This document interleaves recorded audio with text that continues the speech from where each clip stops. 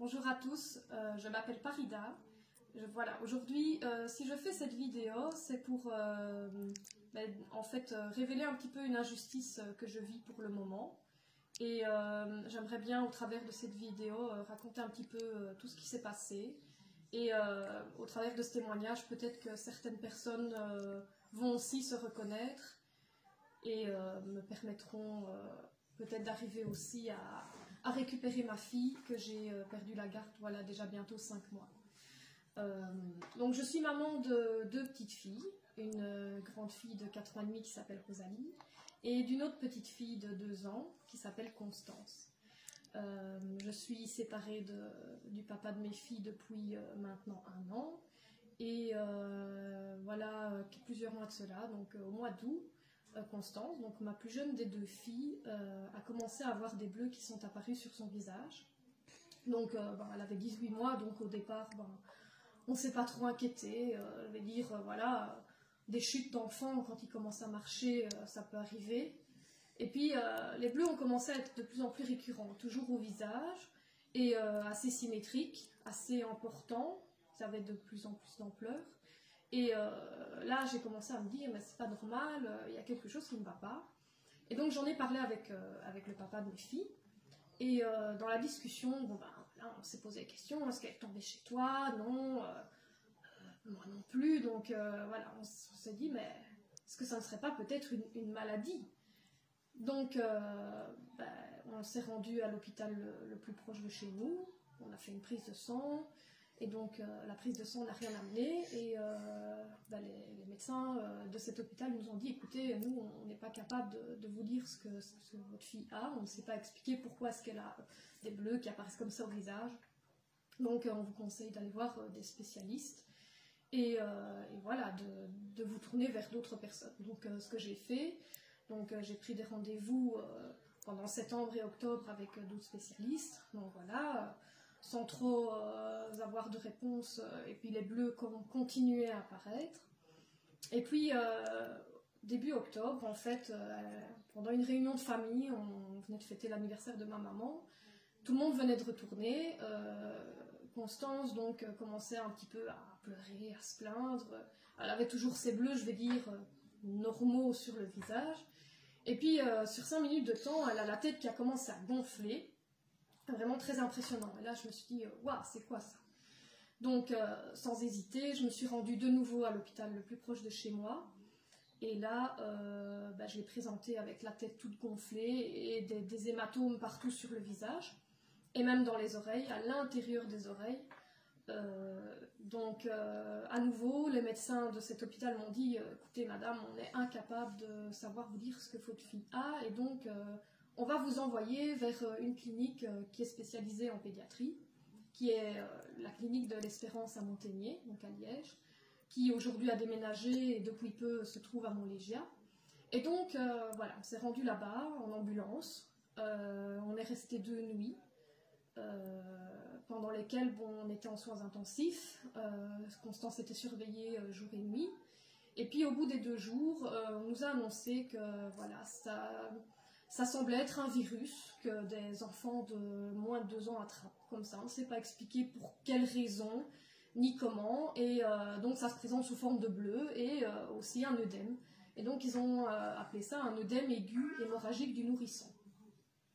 Donc on est retourné chez nous. On nous a dit, voilà, on ne sait rien faire de plus, il n'y a rien à faire. Les bleus vont partir tout seuls, la tête va se dégonfler toute seule. Et vers l'âge de 2 ans, ça disparaîtra et elle n'aura plus rien. Donc voilà, je suis retournée chez moi au mois d'octobre, puis Constance a commencé à avoir des bleus qui réapparaissaient un petit peu, mais à cette époque-là, on nous avait dit que c'était normal, que ça pouvait réapparaître un petit peu et puis disparaître, mais qu'il ne devait pas y avoir une récidive du gonflement de la tête. Et puis le 19 novembre, de nouveau, Constance a regonflé de la tête. Donc puisque à Monténier, on nous avait dit que c'était pas possible, immédiatement, j'ai été la représenter aux urgences. Et là, ils nous ont dit, écoutez, ça ne peut pas être le fameux œdème aigu hémorragique qu'on vous avait diagnostiqué, madame, c'est autre chose, donc on va devoir la garder en hospitalisation pour une durée indéterminée, et on va chercher après ce qu'elle a.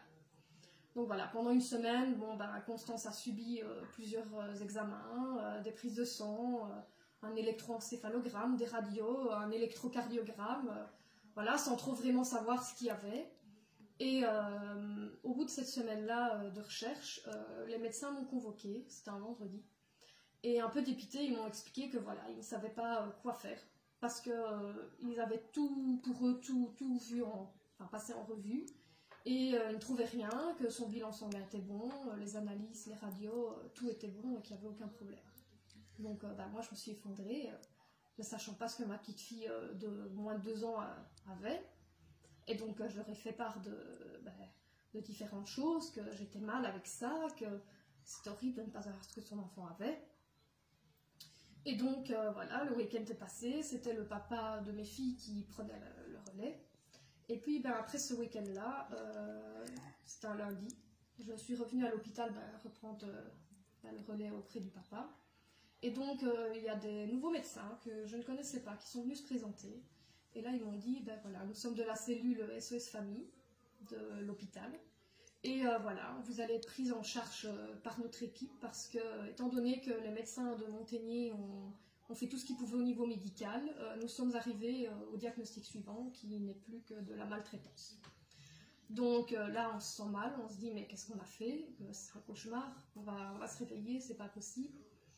Et finalement, on se rend compte que non, ils sont vraiment sérieux et que...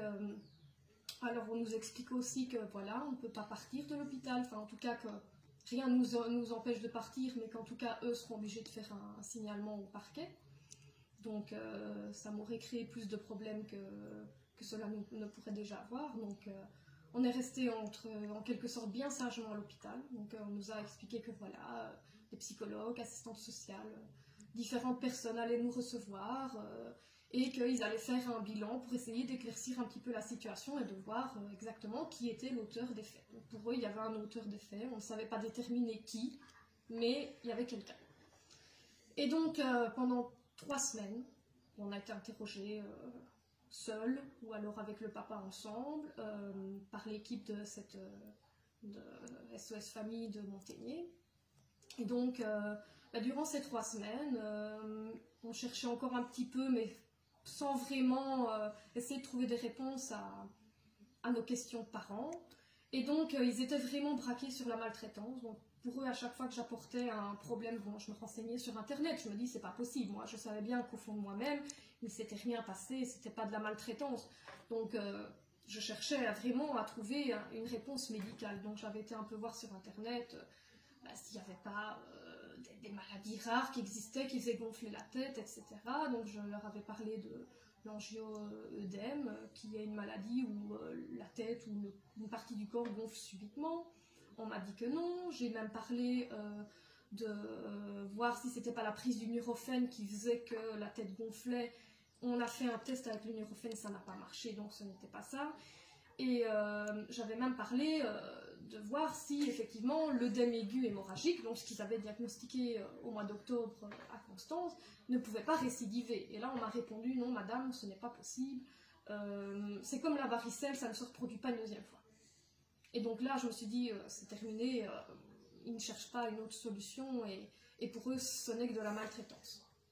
Donc, au bout des 3 semaines, ils ont rendu leur bilan. Alors, il y avait encore une IRM de prévue le 18 décembre. Ils ont rendu leur bilan 3-4 jours avant que l'IRM soit faite. Et je leur ai demandé pourquoi est-ce que vous rendez déjà votre bilan alors que l'IRM n'est pas encore faite et qu'on n'a pas encore de résultats. Et on m'a répondu, mais de toute façon, madame, même si on fait l'IRM, on ne trouvera rien. Voilà. Donc, ils avaient fermé toutes les portes. Et ils ont même terminé par dire que s'ils devaient parler en chiffres, que pour eux, c'était 1% de médical et 99% de maltraitance. Donc voilà, donc on nous a annoncé que pour eux, le travail était terminé, que Constance allait quitter l'hôpital et qu'il fallait trouver une famille d'accueil, ou en tout cas qu'eux allaient passer le relais au SAJ de notre région. Et donc, Constance serait placée dans une famille d'accueil et qu'elle ne reviendrait pas à la maison. Donc, par chance, nous avons pu avoir des membres de la famille proche de mon ex-compagnon et moi qui se sont proposés de prendre Constance à la maison, en tant que famille d'accueil. Et donc, le 21 décembre, elle a quitté l'hôpital. donc avec sa famille d'accueil. Et le rapport a été envoyé à l'équipe du SAJ de ma région, qui a pris le relais et voilà, qui nous a convoqués, qui nous a expliqué que voilà, bon ben, il y avait suspicion de maltraitance, qu'il fallait éclaircir l'histoire, et donc en attendant, ben, Constance allait rester un moment dans sa famille d'accueil et ne pouvait plus avoir de contact, ou très peu en tout cas avec nous pour l'instant, le temps d'éclaircir l'histoire.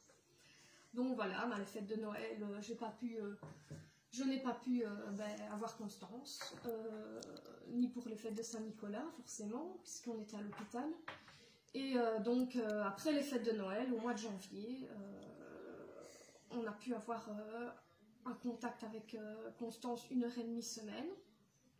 Donc je me rendais dans la famille d'accueil pour la voir.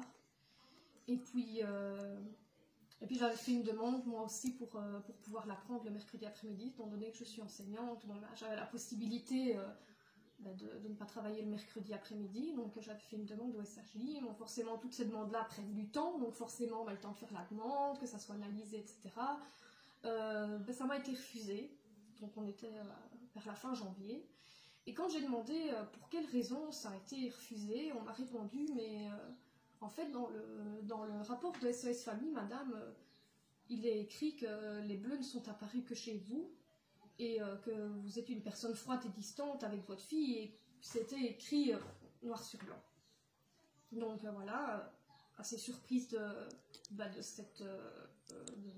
ce rapport, en quoi je ne voyais pas dans quelles circonstances j'avais entretenu des rapports froidissants avec ma fille. Donc oui, avec eux certainement, mais pas avec ma fille.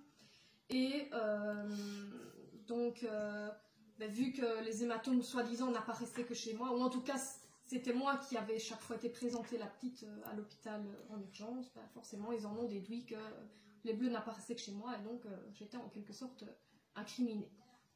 Donc voilà, je ne me suis pas laissée abattre, j'ai de nouveau refait une demande pour pouvoir avoir Constance le mercredi, accompagnée de ma maman.